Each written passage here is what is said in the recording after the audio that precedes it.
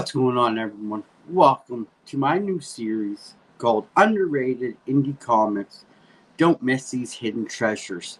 So, in this series, it's going to happen every Tuesday. We're going to go over three indie comics from last week that I think are underrated and that you should be going to pick up, at least try. We're going to do a review on them. I have some nice slides to do up. Hope you guys enjoy this series. It's going to be an ongoing series, and I think it's going to be a fun one. So without further ado, let's dive in with our first book. So our first book is called Impact Winter Even Fall #1. So here's a little synopsis on it. The year is 1953. The Cold War is at its height, and intelligent operative Penelope Chambers is running an off-the-books investigation into the disappearance of female agents in Eastern Europe. When she's called to the Soviet Prague for a routine drop, Penelope will come face-to-face with death or possibly everlasting life. So the writer on this is Travis Beecham. Artist is Summer Kinskin, and publisher is Image Comics. This book was super good. I read this one online, and I was taken away by the art and the story. So we see Penelope, the girl in the brown coat there, is our main character. So she's following up on disappearances of these women that have gone missing. And in the book, we get a little bit of a backstory about everything that's going on. We see her meet up with two big gentlemen, and we find out in the book that one of the gentlemen is actually the murderer, and he stabs her with a poison ice pick. And then he's trying to take her down to the subway tunnel and kind of make it look like it was an accident for the police, but she mustered up enough strength to punch him and get away. And she's bleeding out at this time, like her legs are starting to go and everything.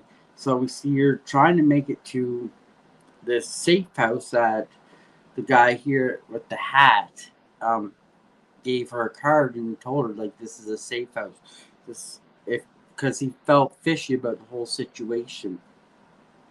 So we see her in the middle of an alleyway just laying there, and then we see this lady come up who's in the picture there as well, and she's a vampire. And so the lady's like, you look worse for wear, like, let me get you help. And the lady bites her neck. So she bites her neck, sucking the poison out of her enough to get her into like a carriage to take her away to help heal her. And the vampire is giving her a choice, like, you either going to die or I can help you. And so the vampire helps. Penelope says, yes, help me. The vampire bites her and turns her into a vampire. And then we see the transition of Penelope turning into this vampire, which is pretty cool in its own right. The story was super good. We see Penelope finally come to get her revenge on the guy who's been killing them. She turns him to a vampire and then takes the ice pick and stabs him in the heart. And then he falls into the grave where he started turning, and they dump concrete onto him. And then we flash back to where our story began, and it was such a good, interesting story. The way Travis really told the story in this really got me hooked. I'm excited to see issue 2, but this is definitely one that I'm going to be picking up, and I know it could be one that a lot of people overlooked, and definitely if you see this, pick it up. You're not going to be wasting your time with this book. It was really good. The art was superb, and the art looks exactly like the cover there. Yeah, definitely go pick this one up. If I had to rate this, we're going to do a rating system here. We're going to go 5 being good, 4 being bad. I would give this a 4.5. That's how good I thought this book was. But yeah, check it out for yourself. If you did pick it up, let me know in the comments what you thought of it. So moving on here to number 2, we have The Adventures of L. Uman N. Number 3. Lumen has now officially embraced her destiny as the granddaughter of Captain Nemo, as well as all the adventures that come with it. But this new life skill has more surprises in store, including Lumen's first encounter with Nemo's legendary submarine, the Nautilus, along with its storied crew. But Robar, the Conqueror, revealed as villain behind everything. Can the Nautilus outrun Robar's own deadly flying vessel, the Albatross, as they both race to Paris with Lumen and Nemo intent on saving the city while Robar plans for its destruction? So writers on this is James Robinson, artist Phil Hester, and publisher is Dark Horse Comics. So I read this one online, and this one was really good too. I didn't read the first two, but I feel like you didn't have to kind of get the gist of it. But it's pretty cool. So Lumen, the girl that you see posted here, that's her captain, her grandfather Nemo. So Lumen's father passed away. Um, so Lumen is now with her grandfather, and her grandfather was on a mission with his crew to go get his submarine back. So find out that they get the submarine back. They're coming back, and they're like, "We have to go to Paris right now. We have to go warn them about this attack that Robar is coming to declare on Paris." And we get to see Robar's open up the story saying, "We're going to go to Paris and attack." So Lumen and Nobar are racing to Paris to see who gets there first. Uh, Captain Nemo's crew gets there first, and Nemo radioed ahead to let them know that, hey, there's an attack coming. You better be ready. We're on our way to help, like, with the defense and everything. And as they get there, Nemo goes to meet with the magistrate, the head police officer, and he gets arrested. And so does his crew. His crew's held up on the boat as well. And then come to find out, they're like, "We were warned about you, Nemo. Because Robar said that Nemo was a killer." So these Paris police officers arrested Nemo and his crew on fact that he was a killer when he wasn't. It was Robar setting them up. So it's kind of how our story ends there with you see Robar and his flying ship coming to Paris, and not only they try and take over Paris, but they're trying to take over the world.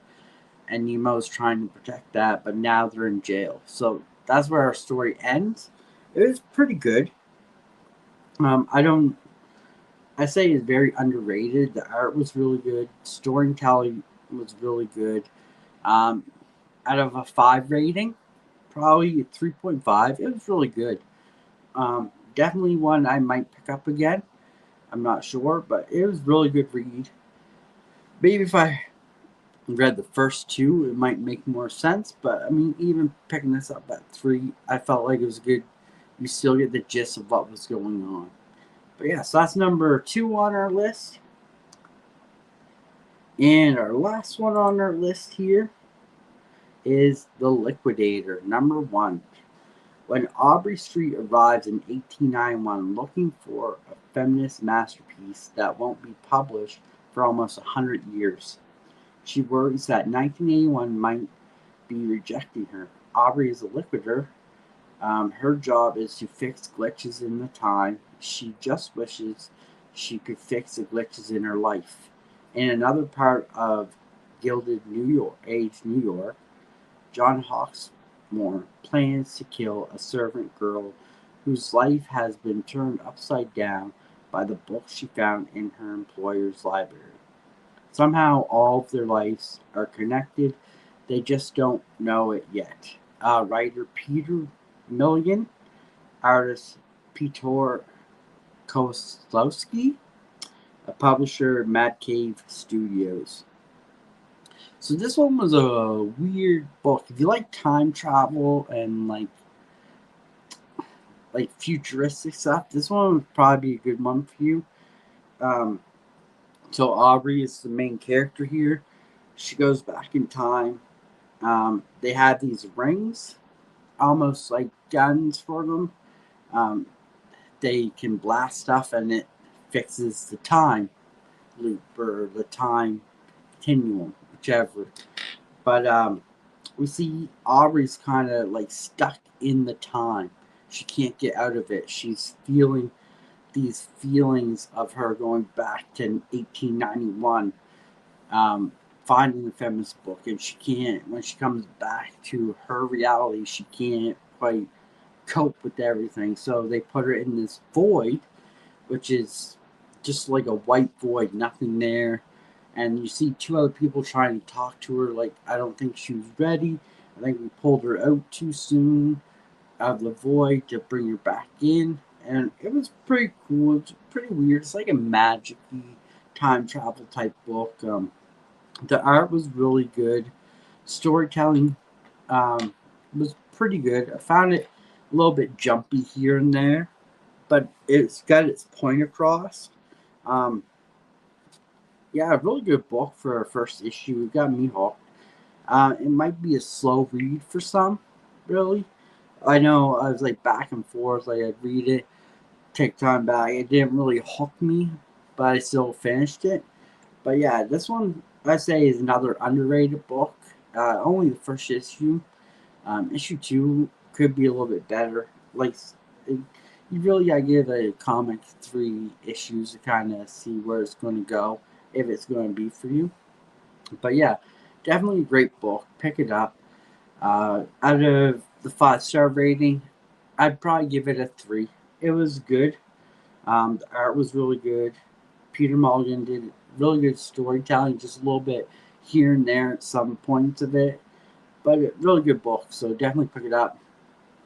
If you guys are reading any of this, please let me know in the comments your thoughts and your opinions on this. I really love to hear what you guys think. But till then, this is Dan, and this was our new show for Tuesdays. Um, get back there. Underrated indie comics. Don't miss these hidden treasures. Until then, hope you guys have a good one. Remember, go check out all the other great videos I post here as well, and the lives on Friday nights. Make sure to hit that like button, hit that subscribe button, hit that bell notification button if you haven't already, and leave a comment. I'd love to hear your guys' comments. Till then, this is Dan. Hope y'all have a great one, and see you in the next one.